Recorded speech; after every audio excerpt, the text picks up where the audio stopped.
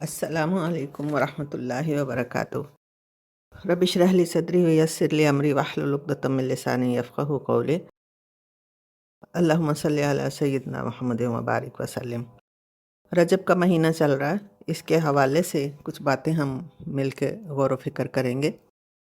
رجب کی خاص بات جو ہے وہ یہ کہ اس میں نبی صلی اللہ علیہ وسلم کو اللہ تعالیٰ نے آسمانوں کی سیر کرائی تھی، اس کو ہم معراج کہتے ہیں، اور اس کے بارے میں صحیح تاریخ کا تعین نہیں ملتا، اور بہت ساری باتیں جو ہمارے معاشرے میں معروف ہیں کہ روزہ رکھنا یا اور دوسری ساری اس کے فضیلت، وہ سب ہمیں صحیح احادیث سے اور علماء کے صحیح کلام سے نہیں ملتی ہیں۔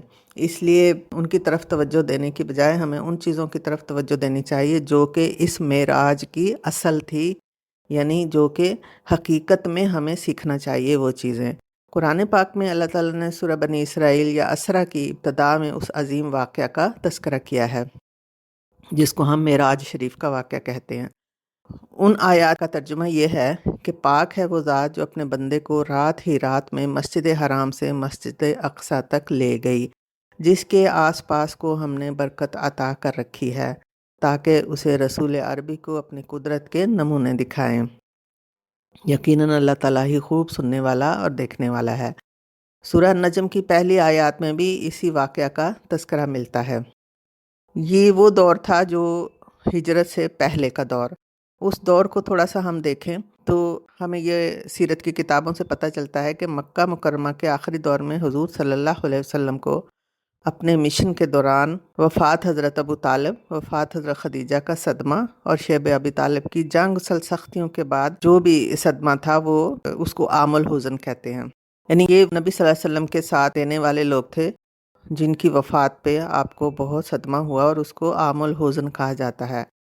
ان سب کے علاوہ حضور صلی اللہ علیہ وسلم کی زندگی میں جتنے بھی صدمات آئے ان میں سب سے جو تکلیف دہ صدمہ ہے وہ سفر طائف کا وہ واقعہ ہے کہ سن کر پتھروں کے بھی دل میں گداز پیدا ہو جائے۔ خود حضور صلی اللہ علیہ وسلم کی زبان مبارک سے اس دن کی سختی اور شدت کا تذکرہ ملتا ہے۔ 10 دن طائف کے سرداروں اور لوگوں کو اللہ تعالیٰ کی طرف نبی صلی اللہ علیہ وسلم بلاتے رہے۔ اس کا نتیجے میں جو جسمانی، ذہنی اور روحانی صدمہ اللہ کے نبی صلی اللہ علیہ وسلم کو برداشت کرنا پڑا، اس کی جھلک اس دعا کے ایک ایک لفظ سے معلوم ہوتی ہے جو دعائے مستضعفین کے نام سے مشہور ہے۔ آپ کا دل اس قدر زخمی تھا، حزن و علم کا غلبہ اس قدر تھا کہ اپنا دل اللہ تعالیٰ کے حضور پیش کر دیا، اور اس تکلیف کی حالت میں اللہ تعالیٰ جو دلوں کی حالت کو جاننے والا ہے اور مضطر اور بے قرار کی پکار کو سنتا ہے اور اس کے حال کو جانتا ہے، اللہ تعالیٰ نے نبی صلی اللہ علیہ وسلم کی تسلی اور تشفی کے لیے جنوں کو بھیجا جو کہ نبی صلی اللہ علیہ وسلم پہ ایمان لے آئے تھے۔ یہ اس سفر طائف کا ایک عظیم اور مشہور واقعہ ہے، کیونکہ اللہ تعالیٰ اپنے بندوں پہ رحیم و شفیق ہے۔ کام مشکل ہے تو مشکلات تو آئیں گی، لیکن وہ 70 ماؤں سے زیادہ رحیم ہے، تو مشکل میں پیار اور حوصلہ بھی دیتا ہے، محبت سے ہاتھ بھی تھامتا ہے، دل کو سکون بھی عطا کرتا ہے، کام کی تکمیل کی خوشخبریاں بھی سناتا ہے، نقد انعام بھی فرماتا ہے، محنت کا ثمر بھی بتاتا ہے، اور اس کا یقین بھی دلاتا ہے کہ جیسے بچے کو ماں مشقت والا کام کروا کر سینے سے لگاتی، پیار کرتی ہے اور راضی ہو جانے کی خوشخبری سناتی ہے۔ پھر اللہ تعالیٰ نے اپنے حبیب صلی اللہ علیہ وسلم کو مکہ کے دور کی محنتوں پہ شاباش دینے اور اگلی منزل کے لیے ہمت، حوصلہ اور منصوبہ بندی دینے کے لیے اپنے دربار میں بلایا۔ سبحان اللہ، سبحان اللہ، کیا شان ہے اس عظیم ترین انسان کی جس کو سواری بھیج کر، بہترین رہنما بھیج کر، پوری شان کے ساتھ، پورے پروٹوکول کے ساتھ دربار عالیہ میں بلایا جائے۔ اس کی ساری تفصیلات ہمیں کتابوں میں مل جاتی ہیں، تو ہم یہاں یہ دیکھتے ہیں کہ اللہ رب العزت نے اپنے نبی خاتم النبیین محمد صلی اللہ علیہ وسلم کو آسمانوں کی سیر کرائی، اپنی سلطنت کے در و بام دکھائے، اپنے بندوں کے اچھے برے احوال کو بتایا جیسے محب اور محبوب کی باتیں ہوتی ہیں، اپنے برگزیدہ نبیوں سے ملاقات کرائی۔ انبیاء کرام کو عین الیقین دلانے کے لیے اللہ تعالیٰ کا ہمیشہ سے یہی قاعدہ ہے۔ عین الیقین کی ہی کرامت ہوتی ہے کہ انبیاء کرام ایسی سختیاں پورے ایمان کے ساتھ آسانی سے جھیل جاتے ہیں جن کو برداشت کرنا عام انسان کے بس کی بات نہیں ہوتی۔ اب یہ واقعہ سارا ہمارے سامنے موجود ہے، اور اللہ تعالیٰ نے اپنے حبیب کو اپنی نشانیاں دکھانے، اپنی رحمت کی لامتناہی سرگرمیوں سے آگاہ کرنے کے لیے پوری شان و شوکت پروٹوکول کے ساتھ بلایا۔ یہ اعزاز ہمارے لیے بھی کسی طرح کم نہیں ہے، اس لیے کہ ہمارے نبی کو اللہ تعالیٰ نے اس پروٹوکول کے ساتھ بلایا۔ کیا ایسا نہیں ہوتا کہ ہمارے گھر کے سربراہ کو کوئی حاکم وقت پورے پروٹوکول کے ساتھ ملاقات کا شرف بخشے تو سارے خاندان میں شادیانے بجنے لگتے ہیں، اور جو رشتہ دار نہیں بھی ہوتے وہ بھی اس کا حوالہ دے دے کے یہ کوشش کرتے ہیں کہ ہم بھی اس خاندان سے تعلق رکھتے ہیں جس خاندان کے فلاں فرد کو حکمران نے پروٹوکول کے ساتھ بلایا تھا۔ اب اس کے بعد یہ بھی ایک دستور ہے کہ دربار میں جانے والا کچھ نہ کچھ کارنامے، کوئی ایجاد، کوئی سند، کوئی ڈگری، کوئی کلام لے کر جاتا ہے، اپنے ذمہ لگے ہوئے کاموں کی رپورٹ ہی لے کے جاتا ہے۔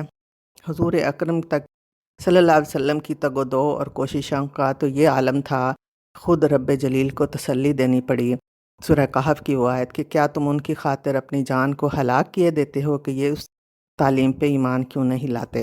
گویا ایوارڈ تو مل ہی چکا ہے، منصب کی ذمہ داری نبھانے کا، پیار و محبت سے بلوایا، اگلی کامیابیوں کی نشان راہ بھی بتائے۔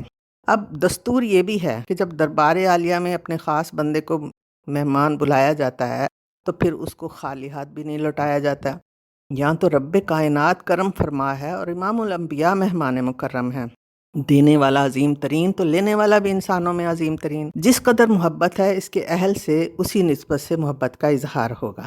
یہ کیسے ممکن ہے کہ عطا کرنے والا رب عظیم ہو اور وہ اپنے محبوب کی امت کے لیے ساتھ کچھ تحائف نہ دے؟ یہ ربانی تہذیب ہے کہ ہم جب کسی کے گھر مہمان جاتے ہیں تو میزبان ہمیں واپسی پہ کچھ تحفے تحائف بھی دیتا ہے، اور یہ مسلمانوں کی تہذیب ہے کہ جانے والا بھی کچھ لے کے جاتا ہے اور جو میزبان ہے وہ بھی خالی ہاتھ نہیں لوٹاتا۔ تو یہاں اللہ تعالیٰ میزبان ہے، اللہ تعالیٰ نے نبی صلی اللہ علیہ وسلم کو اس عظیم الشان منصب پہ فائز کیا تو اپنے دربار میں بھی عظیم الشان طریقے سے بلوایا۔ اللہ رب العزت نے اپنے حبیب کی امت کے لیے ان کے ساتھ کتنے عظیم تحائف ارسال کیے، یہ اصل میں ہمارا موضوع ہے۔ اب امت نے ان تحفوں کی کیا قدردانی کی؟ چلیں ہم دیکھتے ہیں کہ وہ تحفے کیا ہیں۔ وہ ایک نہیں بہت سارے ہیں۔ پہلا، جو شخص کسی نیکی کا ارادہ کرے اور کسی وجہ سے نہ کر سکے تب بھی اس کو ایک نیکی کا ثواب ملے گا۔ جب گناہ کا ارادہ کرے اور گناہ کو نہ کرے تو گناہ نہ لکھا جائے گا، اگر کیا تو ایک ہی لکھا جائے گا، اور اگر ارادہ پختہ کیا پھر عمل نہ کیا تو گناہ کے ارادے کو چھوڑنے پہ ایک ثواب ہوگا۔ یہ مسلم شریف کی حدیث ہے۔ اس کے بعد سورہ البقرہ کی آخری آیات تحفہ میں دی گئیں، یہ مسند احمد میں اس کا ذکر ہے۔ نمبر 4، یہ وعدہ کیا گیا کہ جو اللہ تعالیٰ کے ساتھ کسی کو شریک نہ کرے اس کے گناہ معاف ہو جائیں گے، یہ بھی مسند احمد کی حدیث ہے۔ پھر امت کو 50 نمازوں کا تحفہ دیا گیا جو امت کی آسانی کی خاطر 5 کر دی گئیں، لیکن ثواب 50 نمازوں کا ہی ہوگا، یہ بخاری شریف کی حدیث ہے۔ ان سب تحفوں میں سے سب سے عظیم تحفہ صلاۃ ہے، تو ہم نے صلاۃ والے تحفے کے ساتھ کیا سلوک روا رکھا ہے؟ ہم اگر کسی کو تحفہ دیں اور اپنی آنکھوں سے اس کی ناقدری دیکھیں تو جذبات و احساسات کا کیا عالم ہوگا، اور آپس کے قلبی تعلقات میں کیا کچھ کمی نہیں آ جائے گی۔ سوچنے کی بات یہ ہے کہ اگر ہم کسی کی طرف سے تحفہ وصول کریں اور معلوم ہو کہ اس سے زیادہ تعداد میں مل رہا تھا مگر اب اس کو کم کر کے دیا گیا ہے تو حسرت کا کیا عالم ہوگا، اور اگر یہ پتہ چلے کہ وہ ہماری نالائکی کی وجہ سے پورا نہیں دیا گیا یا زیادہ نہیں دیا گیا تو ندامت کا کیا حال ہوگا۔ لیکن ہم یہ دیکھتے ہیں، ہم اپنے آپ کو سوچیں، اپنے دلوں کو ٹٹولیں، کیا ہمارے اندر کوئی ندامت ہے؟ ندامت تو کیا ہونی ہے، ہمیں تو اس صلاۃ کے جو ثمرات 50 کے برابر ہیں اس کی بھی قدر نہیں ہے۔ کم ملنے کی ندامت کہاں ہے؟ ہمارے دل میں تو زیادہ ثواب ملنے کی شکر گزاری بھی نہیں ہے۔ صلاۃ سے لاپرواہی کا کوئی غم ہی نہیں ہے، حالانکہ صلاۃ ایک استعارہ ہے معراج کا، الصلاۃ معراج المومنین۔ صلاۃ دراصل معراج ہے جس میں دعوت ہے ملاقات کی، باہم گفتگو کی، ترقی کے زینوں پہ چڑھنے کی، آسمانوں کی سیر کی، مخلوق کی خالق کے ساتھ عجز و نیاز کی، عبد کی معبود سے اظہار بندگی کی، ساری دنیا سے ناطہ توڑ کر ایک نئے عجائبات عالم کے سیر کی، رب کو دیکھ لینے کی لذت کی۔ صلاۃ میں جب مومن قرآن پاک کی تلاوت کرتا ہے تو جنت دوزخ کا مشاہدہ کرتا ہے، کبھی قوموں کے عروج و زوال کا حال دیکھتا ہے، کبھی ماضی میں جھانکتا ہے، کبھی مستقبل کو دیکھتا ہے، کبھی رب کے حضور نادم ہوتا ہے اور تسلی و تشفی بھی حاصل کرتا ہے، کبھی مایوس ہے تو حوصلے کی ردا مل جاتی ہے جس کو اوڑھ کر وہ زندگی کے سرد و گرم سے خود کو محفوظ پاتا ہے۔ مگر کہاں ہے وہ مومنوں کی معراج؟ صلات نہ دل کا سکون ہے، نہ آنکھوں کی ٹھنڈک ہے۔ اپنی زندگی میں صلات کے بارے میں کیے گئے مطالعے اور اپنی نمازوں کی کیفیت کا اگر ہم جائزہ لیں تو معلوم ہوتا ہے کہ یہ صرف ہماری اٹھک بیٹھک ہے۔ ہم صلات ضائع کرنے والی شہوات میں الجھ جاتے ہیں۔ صلات تو بے حیائی اور برائی سے دور رکھنے والی ہے۔ کیا وجہ ہے کہ ہم صلات ادا بھی کرتے ہیں، بے حیائی اور برائی کا سیلاب بھی بڑھتا ہی جا رہا ہے؟ سیلاب میں زیادہ طاقت ہے یا ہماری صلات میں معراج والی کیفیت نہیں ہے؟ آئیے ہم فکر کریں، عہد کریں کہ رب کائنات کی طرف سے ملنے والے اس عظیم تحفے کی قدر کریں گے۔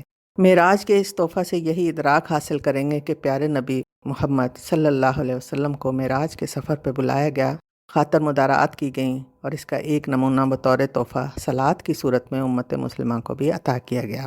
اسی تحفہ کی یاد دہانی کے بارے میں کتب سیرت میں ہم پڑھتے ہیں کہ حضور صلی اللہ علیہ وسلم آخری وقت میں صلات کی تلقین کرتے رہے۔ ہمارا کوئی عزیز دنیا سے رخصتی کے وقت جو بول رہا، جو لفظ ادا کر رہا ہوتا ہے، وارث اس کو پورا کرنے کی کوشش کرتے ہیں وصیت جان کر۔ تو کیا ہمارے محسن جن سے ہم محبت کا دعویٰ کرنے میں کبھی پیچھے نہیں ہٹتے، ان کی اس آخری وصیت اور لفظوں کی کوئی قدر قیمت نہیں جانتے؟ ہر مومن مومنہ سے قبر میں سب سے پہلے سوال اسی تحفہ کی قدردانی کے بارے میں کیا جائے گا۔